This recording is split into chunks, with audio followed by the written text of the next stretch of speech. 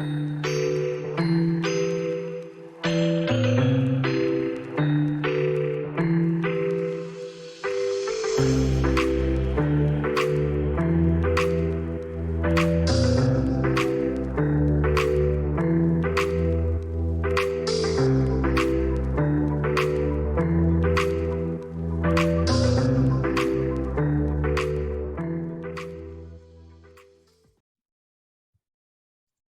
good afternoon, Priya, and welcome to this episode of the series of discussions we are having with industry leaders on future of work.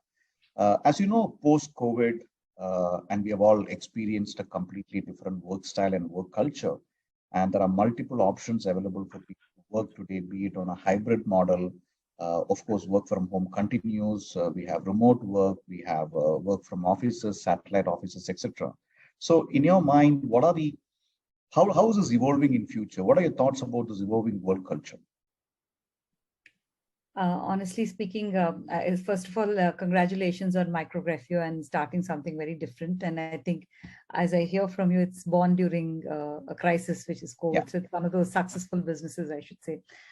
So congrats on that. And then, yeah, regarding your question, the way things have changed here, Santosh, is that I think everybody's got comfortable working from home, but yet at the same time they want to have the spice of being in office as well.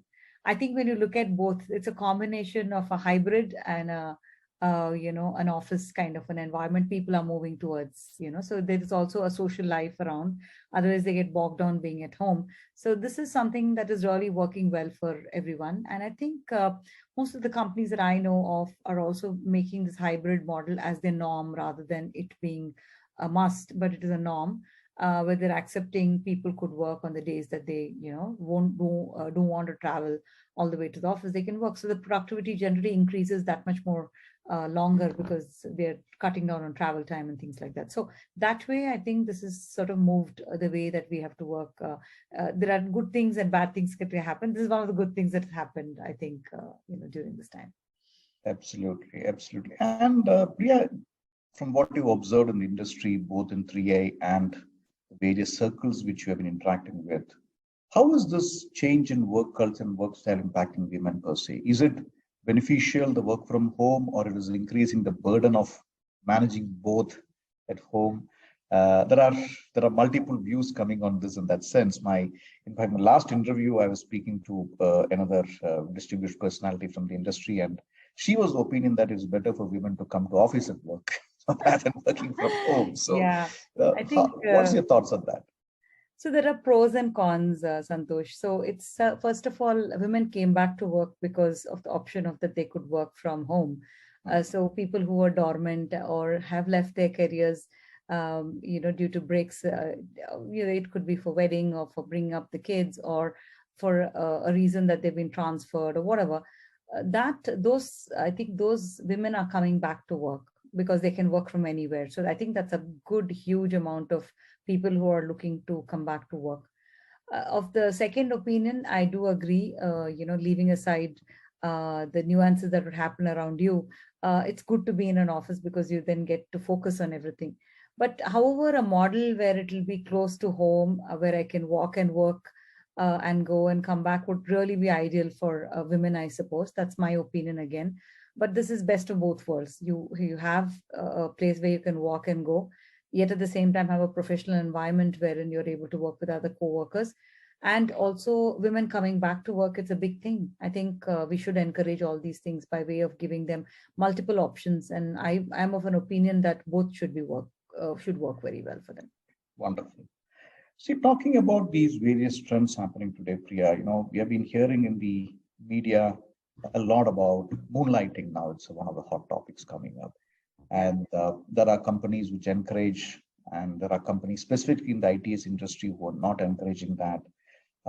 There are other aspects, which we talk about, like quiet quitting because of the work from home has taken a toll on people's, the wall between work and home is completely broken at times. What are the changes in behavior and demands from an employees? What you would have experienced in your own organization, and how is that being looked upon today? One of the things that probably companies or organizations have done is to make sure their the environment is secure by using the different kinds of tools to ensure that this moonlighting isn't happening. I can't really pinpoint and say what is the technology, but I think the technology would mean that they're safeguarding their assets. When the information is shared using some of the sharing mechanisms, but these are the companies which are making sure that the security aspect of it is taken very seriously, and that's something that they're doing. However, one cannot stop anyone who's doing anything on the slide. That's something that no company can stop, I feel. However, again, it's up to the person to be very ethical to what they want to do to an organization. But if push comes to shove, they're trying to do things on the weekend. uh, that's definitely not taken in the right sense in large organizations, I feel. However, in a smaller organization, to get the best of the breed talent, they try to sort of are okay with them moonlighting also. And also here, some of the individuals I see or I've met are trying to foster the dream of being an entrepreneur by moonlighting. They see if this is working out very well, they shift. So I feel that's a perspective again. Like I started the sentence by saying it's an individual's preference and the choice, no matter what you do, what kind of risks and aversions that you try to create. It is an individual personality who needs to know and ask that person himself whether am I doing the right thing by being what I'm to an organization which is paying my salary, looking after my family with that, all that stuff, or do I just be what I want to. So there are two ways to weigh this option. So one, when if the salary is insufficient, he's definitely going to moonlight and get into something where he can make more bucks out at the same time. The second is they want to try out entrepreneurship as a journey, but they're risk aversive, so they would want to try moonlighting and see. The third kind of a personality is that they inherently want to do something more than what they're currently doing. So you can't really stop all these things. Is what my personal feeling is. But as an organization, 3i Infotech has put a lot of systems in place. We do have a hybrid model of working from home and office that makes it, and certain essential functions are all supposed to work from office. So that way, more or less, a 70-30 kind of a ratio of people are working from home and some of them are coming to office. The critical functions have to be there because it is, and slowly we are doing a lot of activity to get people back to work as well, in the sense that here this is meeting families and events around family gatherings and events where we are having employee employer meet. Most of them have been hired during COVID time and they've never seen each other's face. So a lot of organizations are doing this, and we're also doing something very similar by getting them to office. And we are also telling them in multi-location, they need not come to the corporate office or place of location. They can even pick an office closest to their homes and start coming there. And they've been all coming and it's been going very well. And I think we're able to attract at least 70% of them to start coming back, at least on a 3-day a week kind of a schedule. Brilliant. And one of the things we said was multi-location, and people could pick and choose an office closer to home. In that sense, we quickly, Micrographio is, born to set up satellite offices in Tier 2, Tier 3 towns, and from a sustainability point of view, or from a cost point of view, and an employee attraction retention. Do you think that the change with respect to concentration of work in the metros, and we are seeing that impact of it largely from the natural calamities and restrictions, etc., in each city, which we are observing over the last few years. What's yours and 3i view with respect to the distributed workforce in smaller towns, like you said, multi-location, closing work, working near their hometowns, etc., and how do you see that evolving in the future? Santosh, see, again, it all sustainability. Let me talk about that first. I think when people are closer to homes, right? One is they're able to eat very well. They're able to sort of have a work-life balance culture, and that I think we've recognized very early at 3i as well. And to that extent, we are interested in foraying into tier 2, tier 3 cities because people do come from there. They migrate and work in larger cities. They don't find really good places to stay. The salaries are not commensurate with what kind of accommodation that they get.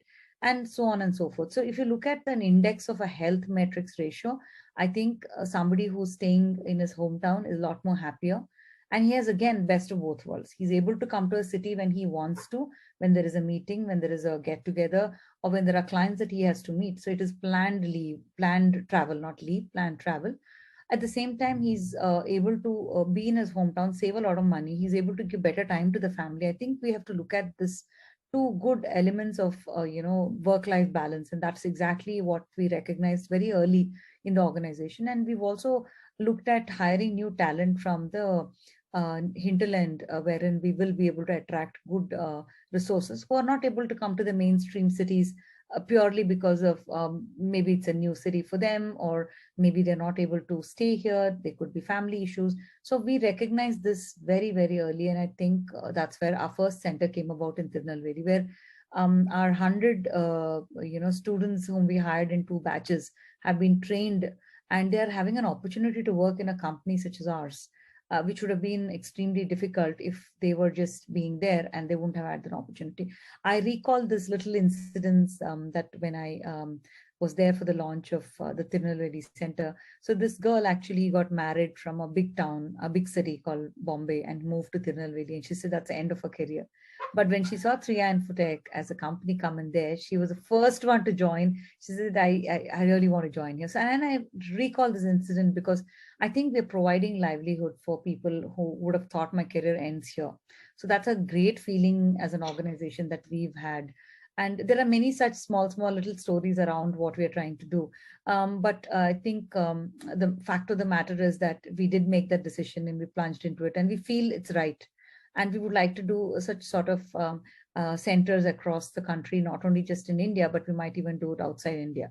So what stops us from having a close to business location wherever our client is or wherever there is talent? So these are two different ways. So they can be anywhere in the world, but yet at the same time work for the same common cause of what we're trying to do is to establish the customer-centric business in their modus operandi. So that's the thing.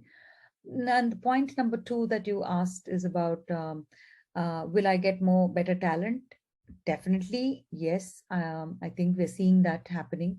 We are doing a lot of different things to make sure that this particular the students that we take are really brought to the foray within 3 to 4 weeks of their being inducted into the into the office, both from a social and soft skills training to the hardcore Oracle or any of the other technology training that we want to plan. And then they're ready. And that way, the sustainability factor that you spoke about links to our cost. And that way, we're able to really work on larger numbers here. And that's something which I think we, as a company, recognize.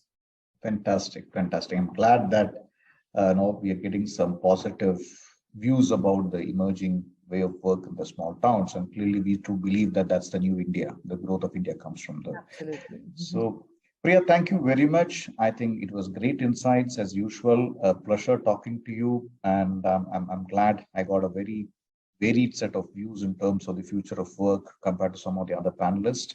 And would like to connect with you again in some other topic later. But until then, thank you very much from Micrograph. My pleasure, Santosh. Thank you. Thank you.